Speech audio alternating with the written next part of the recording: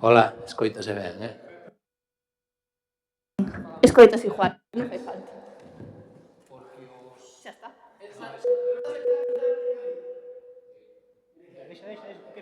Deixa. Non me apaga.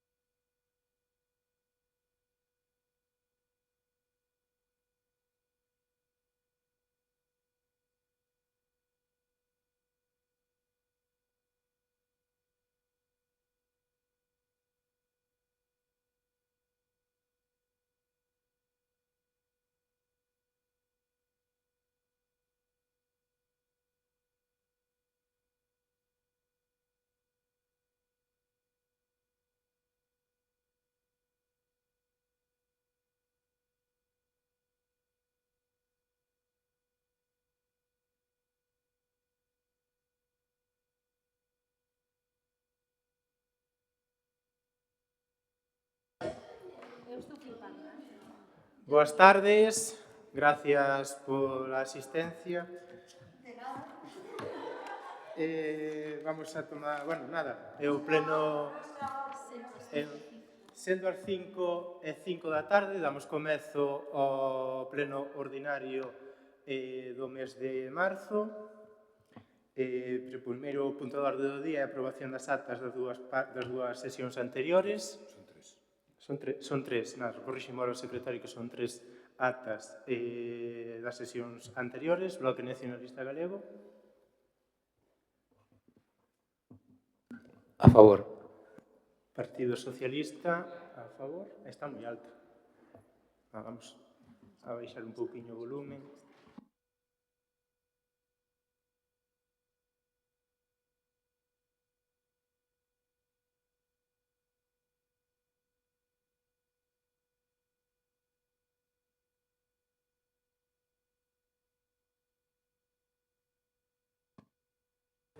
Ahora algo mellor. Baixa un chisquiño máis.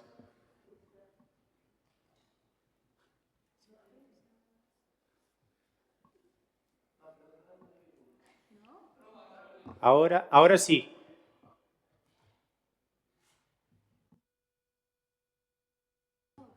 Gracias. Pois nada, continuamos no primeiro punto do día, aprobación das actas das tres sesións anteriores. Bloque Nacionalista Galego. A favor. Partido Socialista a favor. Continuamos ao segundo punto de orde do día, dación de conta dos decretos e resolucións de alcaldía. Bloque Nacionalista Galego. Dámonos por enterados. Perfecto. Número 3 da orde do día, dación de conta de acordos adoptados por delegación do Pleno do Concello da Illa de Arousa. Bloque Nacionalista Galego. Dámonos por enterados. Perfecto, pois continuamos ao número 4, que é toma de posesión do concelleiro don Manuel Otero Outeiral. Están as credenciales xa por parte da Xunta Electoral en orden, fixo a súa declaración de incompatibilidades e demais, está todo en orden, así que pode usted venir.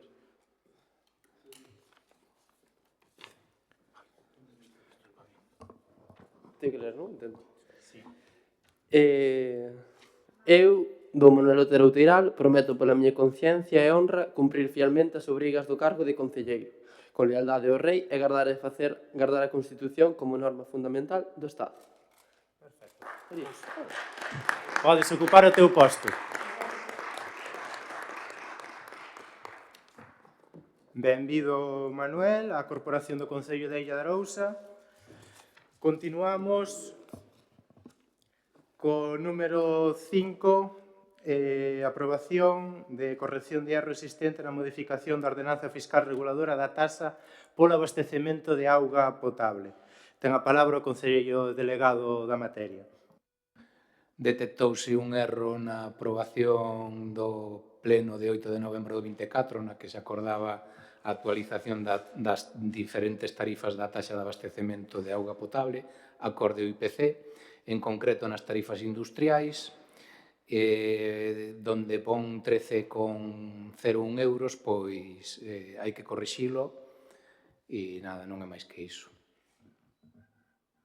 Pois nada, como se acaba de expoñer, un erro que se cometeu probablemente na transcripción, pero, bueno, sin máis motivo, bueno, pois determinamos o punto. Bloque Nacionalista Galego. A favor. Partido Socialista a favor. Continuamos o sexto punto do orde do día, aprobación do Orzamento Xeral do Concello da Illa de Arousa para o exercicio 2025. Ten a palabra o concelleiro de Facenda. Ben, vou proceder a explicar os aspectos máis importantes do orzamento municipal para este exercizo do ano 2025. O orzamento xeral do Concello da Illa de Arousa está formado únicamente polo orzamento da corporación. O estado de ingresos ascende a 4.659.757,71 euros e o estado de gastos 4.659.757,71 euros. Por lo tanto, cúmprese o principio de equilibrio orzamentario. A este orzamento que traemos hoxe aquí a pleno se lle sumamos o plan extra da Diputación que nos comunicaron esta semana por un importe de 424.505,04 euros dun orzamento total de 499.417,69 para a transformación e posta en valor das rúas Marqués de Bradomín, Naval e Alcalde Constitucional Manuel de Graña, a que o Concello ten que achegar 74.912,65 euros. Estamos a falar dun orzamento total para este ano, sin contar outras achegas de outras administracións que con seguridade iremos recibindo. Repito, estamos a falar dun orzamento total de 5.084.262,75 euros. Estamos diante, polo tanto, do orzamento máis alto da historia deste Concello sin acudir a financiamento externo, sin acudir a débeda. Paso xa a ler de xeito resumido os distintos capítulos, empezando polo estado do orzamento de ingresos. O capítulo 1, impostos directos, estiman sus ingresos alrededor de 1.347.360,78 euros, o que representa un aumento sobre o orzamento do exercizo do 24 do 2,69%. As bases empregadas para a estimación destes ingresos proceden dos padróns dos impostos incluídos no citado capítulo. No capítulo 2, de impostos indirectos, estimamos uns ingresos de 75.000 euros, representando os ingresos que se esperan obter a través do ICI, o Imposto de Construcións, Instalacións e Obras, en función da evolución que observamos no exercicio anterior e liquidacións para o presente exercicio. Representa unha diminución do 25% a respecto do exercizo do ano pasado. Capítulo 3, taxas, prezos públicos e outros ingresos, consígnase 1.032.290,02 euros, o que representa un aumento aproximado do 13,36% respecto ao exercicio anterior. Hai que destacar neste capítulo que conta cunha previsión de ingresos con orixe nas infraccións derivadas da implantación do control de tráfico, o que supón un aumento de 63.000 euros aproximadamente, que despois o alcalde quere dar explicación sobre o tema, pois pode redundar neste aspecto. E, finalmente, prevese tamén a recadación relativa, tamén en algo vinculado con isto que acabo de expoñer, que é a taxa por aparcamento ante a creación da mesma que se realizará no presente exercizo. No capítulo 4, transferencias correntes, as transferencias correntes estímanse en 1.074.931,50 euros, o que supón un aumento aproximado do 4,44% respecto ao exercicio anterior, derivado do incremento nas participacións dos tributos do Estado en 10.601,28 euros. Inclúense, ademais, as achegas da Xunta de Galicia, en concreto o Fondo de Cooperación Local, por un importe de 205.896,66 euros, e para servizos sociais por importe de 271.000 euros. Capítulo 5, ingresos patrimoniais, consígnanse 41.472,20 euros fronte aos 8.800 do exercicio pasado. Estes 41.472,20 correspóndense con 23.000 euros por xuros dos depósitos e 18.472,20 euros do arrendamento do local do Centro Sociocultural, o bar ou museo, e tamén o correspondente ao quiosco de tempada do Cabodeiro, pois que a toda agora non viña trasladando ningún tipo de canon nin pago por ocupación da parcela de titularidade municipal. Representa o aumento neste capítulo de un 371,28% sobre o orzamento do exercizo 2024. Correspóndese fundamentalmente, como acabo de explicar, polas contraprestacións a cambio da parcela da ocupación da parcela do Cabodeiro e do Sodio Cultural, pero fundamentalmente polos xuros do depósito do 1,7 millóns de euros procedentes da contraprestación da ampliación do contrato de abastecemento de auga potable. Capítulo 6, allamento e inversións reais, consígnanse en 30.000 euros, que é unha partida redundante que veu xa en outros exercizos e que non acabamos de poñer en marcha por problemas que ten a persoa interesada cos papeles dos terreos e agardamos que se solucione. Capítulo 7, transferencias de capital, consígnanse 418.703,21 euros Como xa dixen ao principio da exposición, neste capítulo 7 non incluímos a achega do Plan Provincia Extraordinaria, o Plan Extra da Diputación Provincial, por importe de 424.505 euros, porque non la acaban de comunicar esta semana e, polo tanto, non formaba parte da documentación que se tramitou. Procedo xa tamén de xeito resumido a explicar o orzamento do estado de gastos. Comezamos polo capítulo 1, gastos de personal, e o seu importe ascende a 1.657.767,04 euros, o que representa unha diminución do 0,41% sobre o exercicio pasado. No que se refire ao persoal do Concello, prevese o incremento do 0,5 vinculado á evolución do PIB, e que estaba previsto no artigo 19.2.2b da Lei 31/2022 de 23 de decembro de Orzamentos Xerais do Estado para o ano 2023 e que é de aplicación retroactiva a 1 de xaneiro de 2024. No capítulo 2, gastos correntes en bens e servizos, este capítulo ascende a 2.067.826,50 euros, o que supón un incremento do 11,51% a respecto do exercicio anterior.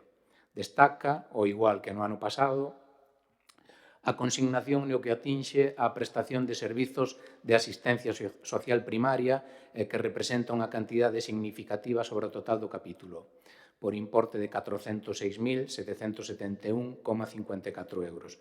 Unha vez máis, vemos como os concellos se ven sometidos a ter que acometer o financiamento de competencias impropias que afogan as nosas economías e que exiximos do Estado e da Xunta que poñan solución e remedio a este tema.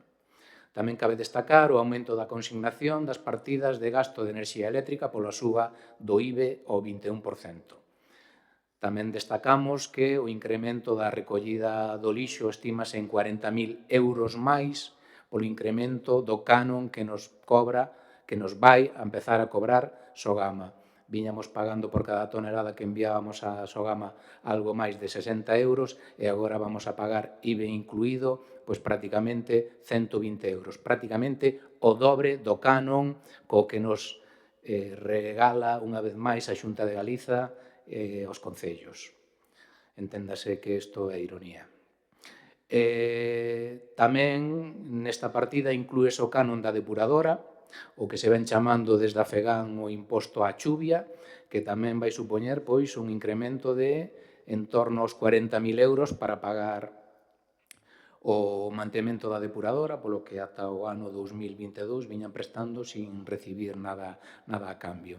Empezaron incorporando o recibo de suministro de auga potable, comenzaron co canon da auga, xa hai bastantes anos, e desde o 2022 introduciron un novo canon que é o canon de depuradoras. Estes dous canos da Xunta de Galiza, implantados pola Xunta de Galiza gobernada polo Partido Popular, representan hoxe prácticamente no recibo do abastecemento da auga dos veciños deste pobo a metade do recibo. Escoitamos neste pleno en reiteradas ocasións por parte da oposición pedir que se baixara o recibo da auga, pois miren vostedes, teñen aí a mitade do recibo da Xunta, gobernada polo seu partido, ao que se poden dirixir para aliviarlle os recibos aos veciños deste pobo e do resto dos concellos de Galiza. Neste capítulo tamén se prevé un gasto de 36.170 euros para facer fronte á xestión do novo sistema de control de tráfico, como explicábamos antes, e tamén unha partida de 21.000 euros para a posta en funcionamento do autobús turístico, que despois, se queredes, explicades vos un pouco en que consiste. Capítulo 3, gastos financeiros. O seu importe ascende a 55.809,44 euros, o que representa unha diminución do 17,54%, unha diminución significativa, consecuencia do descenso dos xuros e a cancelación da póliza de crédito que tiñamos viva por problemas de liquidez por un importe de 550.000 euros, o que significou unha reducción da débeda viva deste concello de 1.950.000 a aproximadamente 1.360.000 euros. Capítulo 4, transferenzas correntes, aquí vou a deter un pouquiño máis a explicalas. O seu importe ascende a 312.800 euros, o que representa un aumento do 9,28% respecto do exercicio pasado. Mantéñense as achegas á Mancomunidade do Salnés por 95.000 euros, así como o correspondente ao Consorcio Galego polo mantemento da escola infantil, 40.000 euros. Aquí volvemos a toparnos outra vez cunha competencia impropia que ten que pagar este Concello para o mantemento da escola infantil, despois de que a Xunta de Galiza do PP acordase xa hai tempo que este tramo de idade era gratuita para as escolas privadas. Os concellos que temos escolas concertadas coa Xunta, pois síguenos gravando con este co mantemento desta parte dos mantementos que se fan no propio centro, de limpeza, de suministro de combustibles para calefacción, de mantemento do que é a infraestructura en sí, a reparación de ventanas, portas, o patio e todo eso, pois temos que contribuir tamén o que son os gastos xerais da propia escola, 40.000 euros de dotación. Outra vez a Xunta de Galiza axudando os concellos. Para a Asociación de Empresarios prevese unha achega de 15.000 euros, para a Asociación Galega contra o Narcotráfico tamén unha achega de 1.000 euros, e crease a subvención de 3.000 euros para a entidade Arousa en Transición, que xa fora incluído no orzamento do exercizo do 2024 mediante unha modificación orzamentaria.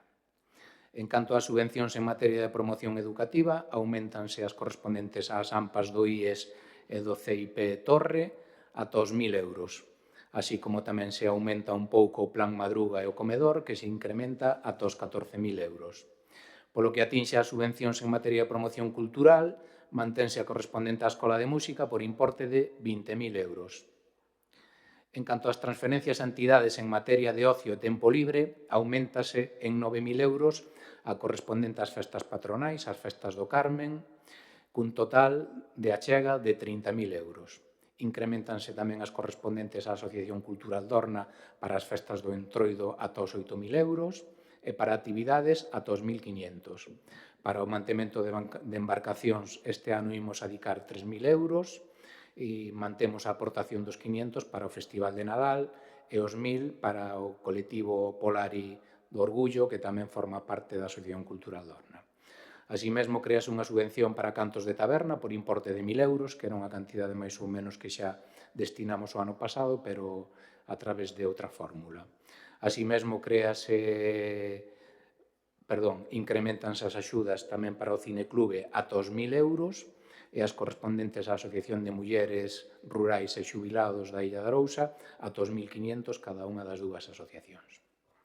Polo que respecta ás transferencias a entidades para o fomento do deporte, mantéñense as correspondentes á Fundación Deportiva Municipal por un importe de 58.000 euros, a Asociación Cultural Dorna para eventos 1.000 euros e créanse as seguintes: Torneo do Céltiga por importe de 4.000 euros, Dorna para torneo de baloncesto por importe de 1.000 euros, Clube de Piragüismo de Embarcacións por importe de 500 euros, Torneo de Ximnasia Rítmica por importe de 600 euros e Torneo de Baloncesto 3x3 para o Clube de Baloncesto Illa de Arousa por importe de 1.500. Como xa explicamos hoxe pola mañá nas comisións informativas, estas cantidades prácticamente eran cantidades que xa se lles viñan entregando aos distintos clubs deportivos polas actividades que veñen desenvolvendo, pero a través de outras fórmulas. Entendemos que a maneira máis axeitada é fixar subvencións nominativas.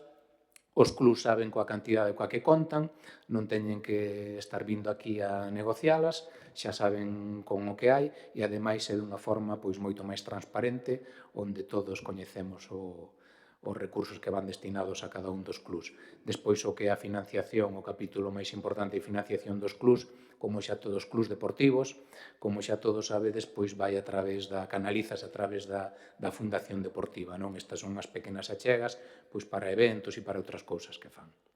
Pasamos xa a falar do capítulo 6, de investimentos reais, e recolle as contías que se prevén realizar ao longo do exercicio 2025 e que se relacionan no anexo de inversións por un importe total de 516.773,82 euros.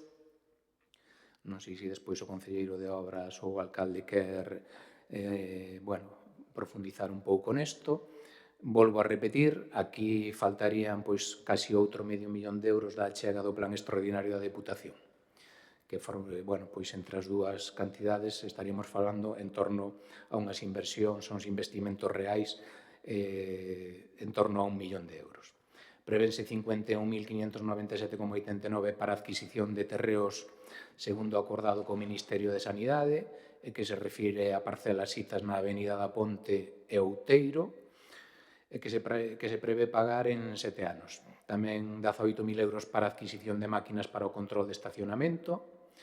Inclúese o investimento da subvención da Rede Natura 2000 para a preservación do espazo dunar da Praia dos Petóns por importe de 14.870,20 euros, o que se corresponde á anualidade do 2025 e que se iniciou no exercicio pasado. Tamén se inclúen 5.994 euros para actuacións no Museo da Conserva e que se corresponde coa achega municipal para o caso de concesión da subvención que xa se solicitou á Xunta de Galiza, 34.000 euros para os báculos a instalar no campo de fútbol Salvador Otero, son os que soportan as novas luminarias que tamén se van a instalar ali, aparte de outras actuacións que se van a cometer neste campo, o cal se destina íntegramente o 100% do Plan Extraordinario da Deputación de instalacións deportivas municipais. 4.000 euros para un sistema de videovixiancia que se vai instalar na biblioteca no Xardín das Traballadoras da Conserva no local da Mocidade. 3.178 euros para a adquisición de cadeiras e mesas, que era unha demanda que levábamos recibindo desde hai tempo xa por parte fundamentalmente do Clube de Xadrez, pero que tamén é necesario para desenvolver actividades na rúa. Pois, bueno, contábase con unha dotación de mesas e sillas pois que foi minguando, pois algunhas porque se foron estropeando e que é necesario. E tamén, finalmente, 3.100 euros para a adquisición de máquinas de auga nas instalacións deportivas municipais, que tamén é unha demanda que propuxo o Concelleiro de Deportes e que ten falado cos clubs.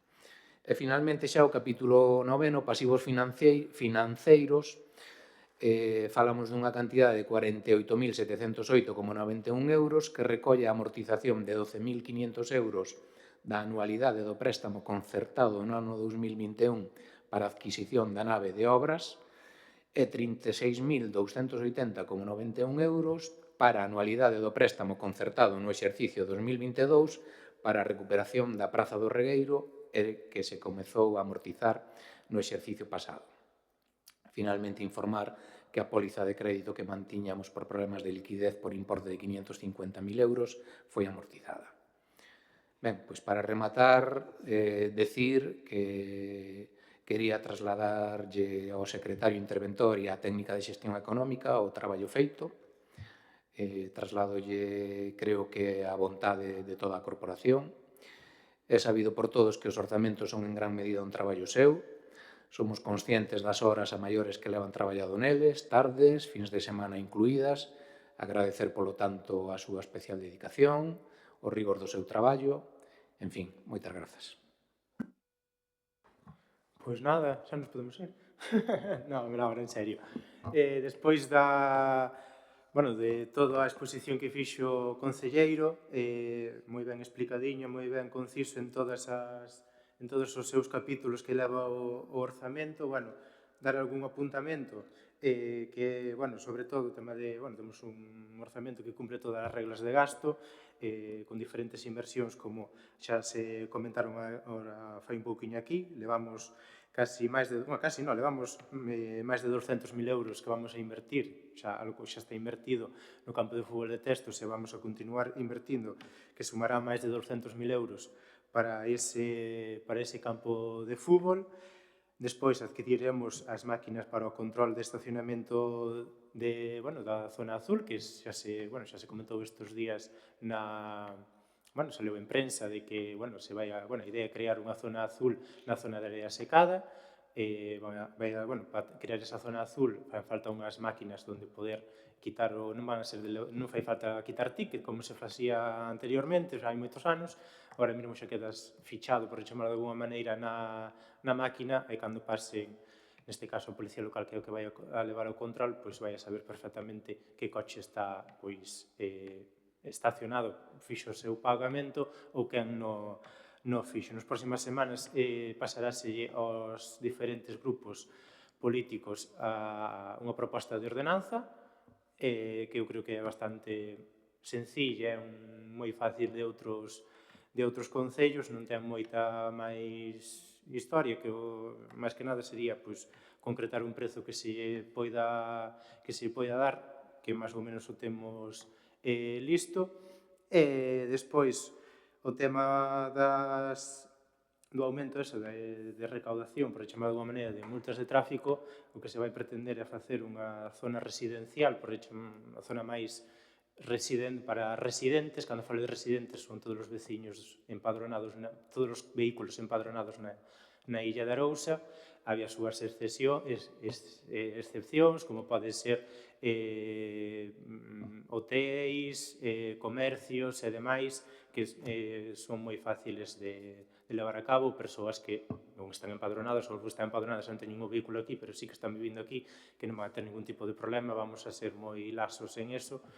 Pero, bueno, ao final, prevese que, lógicamente, haberá moita xente que incumpla estas restriccións, que, de alguna maneira, o que non podemos é pretender poñer un policía debaixo de cada señal, e a maneira de controlala, pois, son con lectores de matrícula. Que sí, que probablemente o primeiro ano sea un pouquiño máis lioso, porque é normal, mentras os cambios é o que teñen, pero vai a ser moi fácil e vamos a ser moi laxos en isto, porque do que se trate do ben común tanto para os veciños da zona como para os nosos visitantes. Eu creo que non me quedou nada atrás. O autobús, é verdad, autobús lanzadera. A idea é que xa no plan de mobilidade, xa no seu momento, o parking do BAU está creado como un parking disuasorio. A idea é que a xente poida estacionar nese parking e ter ese autobús que vai a ir en diferentes paradas, pero as principales van a ser Areas de Cada e Carreirón, e ao final, pois, que non vayan todos os coches, todos os vehículos, pois por todo, por 40.000 sitios que se están metendo. Ahora mesmo vémolo no Alto da Torre, vémolo no Charco, o Pé de Cerrada, e ao final, por aí, unha persona que vai á praia, por aí non é o sitio de onde ir, é dirixilos, a parte do control de cámaras, dirixilos para outras calles, outras rúas máis anchas e máis idóneas para isto, e despois o tema do bus, disminuir o que é o tráfico interno por toda a illa e que poidan deixar o vehículo no aparcamento do BAU e ir ás distintas praias que temos na Illa de Arousa. Sin máis, se o Bloque Nacionalista quere, pois ditaminamos o punto. Bloque Nacionalista A favor. Partido Socialista a favor, por unanimidade dos presentes, e continuamos cos seguinte punto de orde do día, que é o sétimo, resolución do recurso de reposición interposto contra o acordo de aprobación da prórroga do contrato do servicio de abastecemento de agua. Ten a palabra o concelleiro delegado. Sí, a ver, os concelleiros da oposición presentaron un recurso, como acaba de explicar o alcalde, contra o acordo de prórroga do contrato de concesión do servizo de abastecemento de auga potable. Ben, pois, de acordo cos artigos 211 do Real Decreto 2568/1986, polo que se aproba o Regulamento de Organización e Funcionamento e Réxime Xurídico das Entidades Locais, o que conocemos como ROF, no seu punto terceiro determina que o prazo para interpoñer recurso de reposición polos concelleiros ou membros das corporacións locais que votaran en contra do acordo contarase dende a data da sesión en que se votara o acordo. Polo tanto, visto que o prazo para a presentación do recurso era dun mes que remataba o 6 de outubro do 24, este recurso está amplamente presentado fora de plazo, polo tanto, desestímase a súa admisión.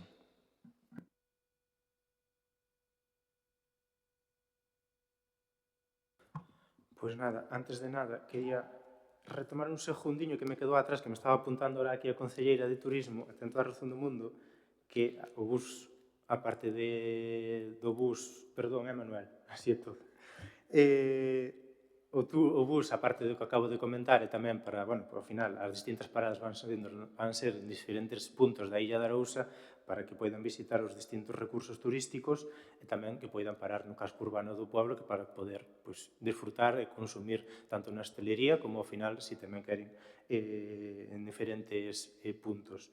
E despois que tamén vai a ser, tamén o poden utilizar os veciños da Illa de Arousa, lógicamente, que se non se fai, lógicamente tamén é para o disfrute deles e que poidan utilizar e empregar estes 2 meses que van a ser meses de julio e agosto para que poidan, nas diferentes paradas, poidan subirse e baixar nos diferentes puntos. Retomando o punto, totalmente de acordo co que di o concelleiro, e ademais, o informe de Secretaría totalmente non ten máis volta. Ditaminamos o punto, Bloque Nacionalista Galego. A favor. Partido Socialista a favor, por unanimidade. Continuamos co seguinte punto da orde do día.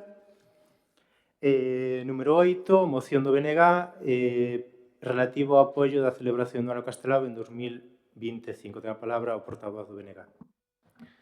Ben, podemos afirmar sen ningún xénero de dúbidas que Alfonso Daniel Rodríguez Castelao, que naceu en Rianxo o 30 de xaneiro de 1886 e finou en Bos Aires o 7 de xaneiro de 1950, é a principal figura política e cultural da historia contemporánea de Galiza.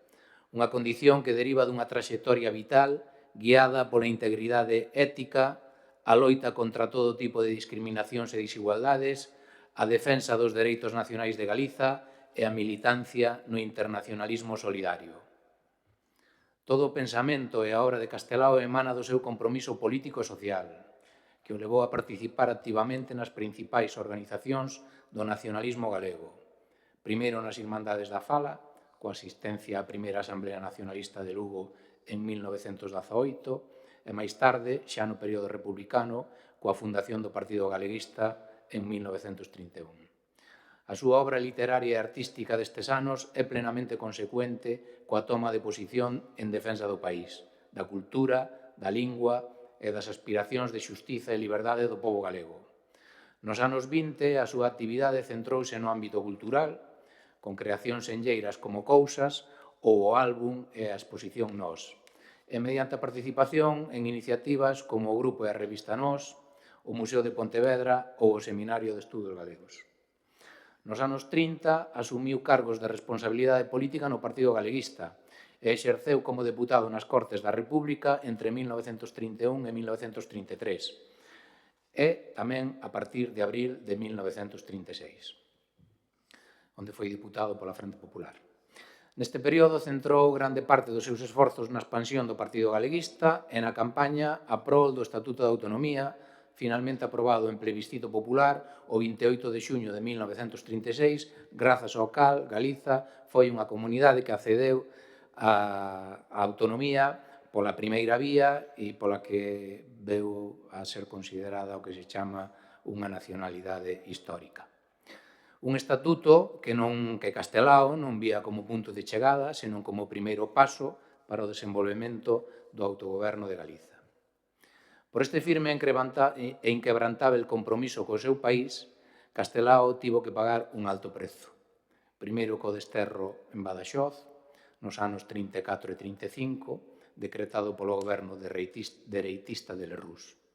A partir do golpe de Estado fascista de xullo de 36, momento no que tomou partido en defensa da legalidade republicana e de Galiza, sufrindo unha persecución implacável materializada nun expediente de responsabilidades políticas, no espolio da súa casa e dos seus bens, nunha multa de 75.000 pesetas que tivo que pagar a súa familia e na depuración como funcionario público.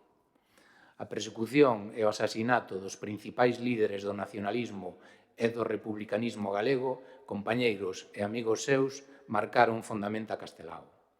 Por iso, a partir de xullo do 36, un dos obxectivos centrais da súa vida foi a denuncia dos crímenes da ditadura e a lembranza, dignificación e recuperación do exemplo das vítimas da represión franquista.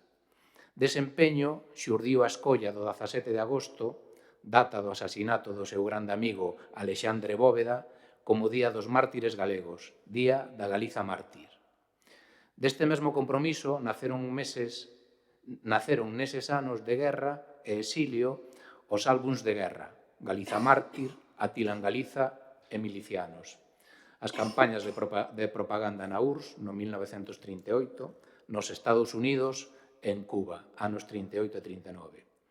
E o asentamento definitivo con Virxinia Pereira, a súa dona, a súa esposa, en Bos Aires a partir de 1940. Malia a derrota e a enfermidade que o consumía pouco a pouco, aínda tivo azos para impulsar a creación da Irmandade Galega no 1941, para publicar o libro Sempre en Galiza no 1944, e outras obras como Os vellos non deben de enamorarse ou As cruces de pedra na Galiza. Tamén tivo tempo para promover a fundación do Consello de Galiza no ano 1944, do que foi o seu primeiro presidente, ou para pronunciar discursos históricos como Alba de Gloria no 1948. Tamén para defender por todos os medios a aprobación definitiva do Estatuto Galego polas Cortes da República, obxectivo que non chegou a ver realizado plenamente. Toda a súa vida e a súa obra, depositada na súa maior parte no Museo de Pontevedra, pola súa vontade e empeño persoal de Virxinia Pereira, constitúen un inmenso legado político e cultural que é preciso administrar e divulgar, facendo os seus ideais se fagan realidade na Galiza de hoxe. Temos a obriga de honrar e celebrar a unha das persoas máis enlleiras da historia de Galiza. Temos a obriga de facelo sendo fiéis ao seu pensamento, á súa obra e ao seu compromiso político, que constitúen unha unidade indisolúvel. O primeiro presidente de Galiza foi un demócrata íntegro e exemplar. Todo o que fixo e dixo Castelao ao longo da súa vida en todos os lugares do mundo nos que estivo, foi esencialmente política ao servizo da nación e do pobo galego. Como deixou dito Virxinia Pereira, toda a arte de Castelao, debuxos, conferencias, son esencialmente política. Inmediatamente despois da súa morte, o franquismo iniciou a construción dunha versión manipulada de Castelao, enxalzando o creador e o artista xenial e atacando e ocultando ou minimizando a súa traxectoria e obra política. Continuar con esta visión distorsionada, convertelo nun mito desprovisto de ideoloxía e de compromiso político, utilizalo como estandarte en contra dos ideais que defendeu, constitúe unha fraude histórica e unha negación do legado inmenso que nos deixou. Cando se veñen de cumprir 80 anos da publicación no exilio do Sempre en Galiza e da fundación do Consello de Galiza, considerado o primeiro goberno galego e cando se cumpre 75 anos do seu pasamento en Bos Aires, o Grupo Municipal do BNG do Concello de Arousa presenta a este pleno a seguinte proposta de acordo. Primeiro, solicitar ao Goberno da Xunta de Galiza o recoñecemento de Castelao como primeiro presidente de Galiza e o Consello de Galiza como primeiro goberno galego da etapa contemporánea. E, en segundo lugar, apoiar a declaración do 2025 como ano Castelao. Para rematar, simplemente dicir que este Concello xa adotou algunha medida, como podedes ver os que acudades á sede electrónica do Concello, pois o banner do ano Castelao estará visible permanentemente durante todo este ano 25 de celebración do seu... Pois nada, de acordo co que solicita o grupo do Bloque Nacionalista Galego, todos coñecemos a Castelao, todos sabemos a súa historia e todo o que fixo por este pobo, estamos totalmente de acordo coa moción que se presenta. Se queredes, reterminamos o punto. Bloque Nacionalista Galego. A favor. Partido Socialista a favor. Continuamos co segundo punto do orde do día. Moción do grupo do Bloque Nacionalista Galego relativa á solicitude á Xunta de Galicia a aprobación por lei a posta en marcha dunha valedora de igualdade. Valderoría, perdón, de igualdade. Ten a palabra o portavoz do BNG. Mas non, falo eu. Non pasa nada. Ves, este é o problema do patriarcado, que Non é problema ningún, Miguel.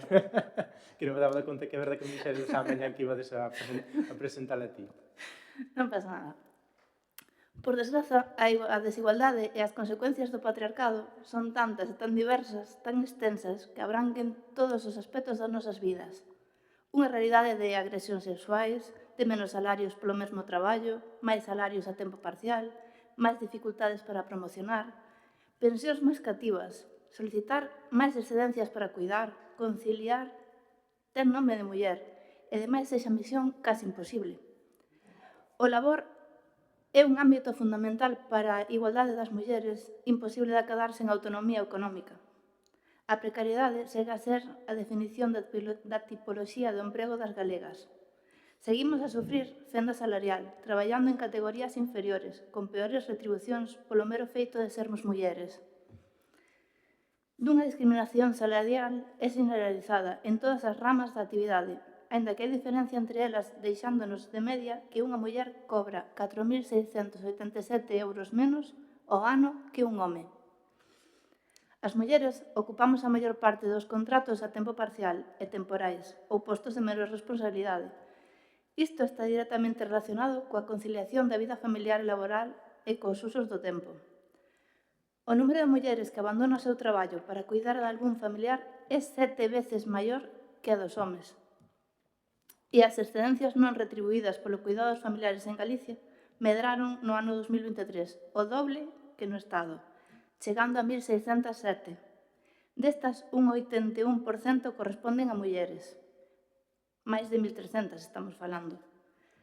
Continuamos afastadas dos grupos de poder e da toma de decisións por mor dun champe gañento e lamecento que nos impide promocionar. Seguimos saturando acosos e agresións sexuais. Aínda somos despedidas a causa da nosa maternidade. Aquí, na Arosa, co número tan grande que temos de mariscadoras na seca, sumadas coas bateeiras, rañeiras, etc., podemos velo bastante claro.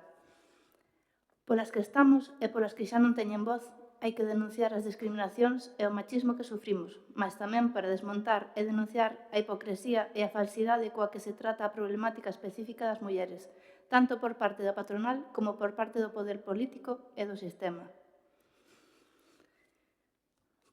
Por eso, cada paso que damos, cada acordo ao que chegamos, resulta crucial. Por exemplo, hai 30 anos non se nomeaba a violencia de xénero, e hoxe existe legislación, aínda que sexa a base de moita presión e esforzos e a veces titánicos. É precisa unha resposta integral con diferentes actuacións en diferentes ámbitos, político, judicial, social, laboral, e facelo de verdade, non como fai o PP, que está a traballar en contra dos avances das mulleres, con medidas que van dende a supresión do Servicio Galego de Igualdade, recortar as axudas ás vítimas de violencia machista ata a aprobación de leis para financiar con cartos públicos redes antiabortistas. Vulnera os dereitos laborais e de conciliación de miles de traballadoras na administración pública, precarizando as condicións laborais das mulleres naqueles servizos nos que son maioría. E é mentira, non existe ningún organismo semellante. Si existe algo parecido en outros sitios como Euskadi ou países de Europa como Suecia. O PP pon excusas para tapar que a única proposta que tivo no 8M foi atacar a voceira do BNG. E é doado comprobar, pois se xa existise, os servizos parlamentarios non permitirían tramitalo como unha proposición de lei. Non teño moito máis que añadir.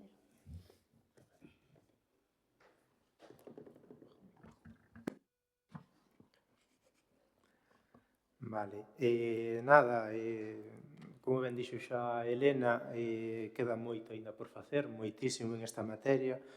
Bueno, dende o PSOE xa, dende o 2007, cando se entrou no goberno de España, xa se creou, foi a primeira lei de violencia de xénero que se levou a cabo. Actualmente seguímola ampliando, e nada, todo que sea ampliar dereitos ás nosas mulleres, o Partido Socialista aquí tenderá a man. Se queredes determinamos o punto, Bloque Nacionalista Galego. A favor. Partido Socialista a favor, por unanimidade. Continuamos o 10º punto da orde do día, moción do Bloque Nacionalista Galego relativa á proposta da Plataforma Sol Sanidade Pública de solicitude de apoio á manifestación do 6 de abril do 2025. Ten a palabra a voceira do BNG. Esta moción non debería nin ser explicada aquí no pleno, dado que é algo tan necesario e obvio que considero que todos os aquí presentes, sobre todo hoxe, temos suficiente sentido común para levála adiante. A plataforma SOS Sanidade Pública pide o apoio para esta manifestación do vindeiro 6 de abril. Ao momento, saltaron titulares dicindo a Xunta actualmente co pé a cabeza pide a SOS Sanidade Pública suspender a manifestación en abril e a plataforma ve temor nesa consellería. Que lle salten a eles as alarmas tan rapidamente de Gómez Camaño non fai máis que darme a confirmación de que é algo moi necesario o de organizarnos miles de persoas a pedirmos as melloras na sanidade pública. Máis atención primaria, recuperar os recortes nos hospitais da comarca, acabar coa política de concertación coa privada, restituir ao sistema público dos centros privatizados, plans de reducción das listas de esperas e a rematar coa ocultación das mesmas. A Consellería de Sanidade solicitoulles que cancelen a manifestación porque para eles é máis fácil publicar datos falsos que ver a realidade do que estamos vivindo todas e todos os galegos. A plataforma denuncia que, sumando os tempos medios de espera en atención primaria, 7 días, na Arousa 11, comprobado esta mañá, quirúrxica 67,5 días, consultas 60,8 días, isto todo é unha media, as probas radiolóxicas, o tempo total de espera para un paciente dende que acude ao seu centro de saúde ata que é operado pode superar os 217 días. O certo é que no noso pobo temos pediatra, 3 días a semana, dende a última manifestación masiva en Vilagarcía de Arousa, levada por SOS Sanidade Pública, que foi o 14 de outubro do 22. Así que non me queda máis que pedirvos o voso apoio total e sensato para esta manifestación. Por último, se me permitides, só quero añadir que máis calidade para a nosa sanidade pública, sempre necesario. Pois nada, totalmente de acordo co exposto, co que expón agora a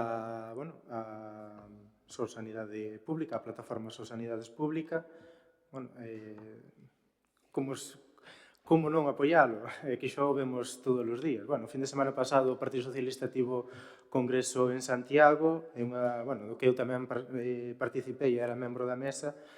Un dos acordos que adoptamos foi tal cual o acordo que se trae hoxe aquí de Sol Sanidade Pública, en o que estamos totalmente de acordo.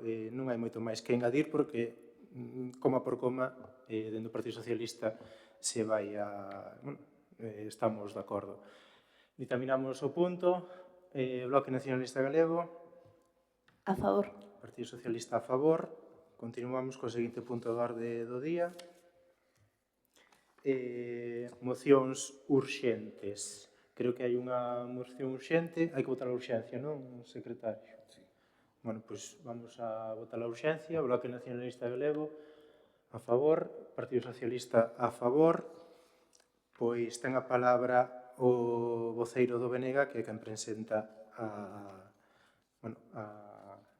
joder, non dou hoxe unha. Tendes que perdonar.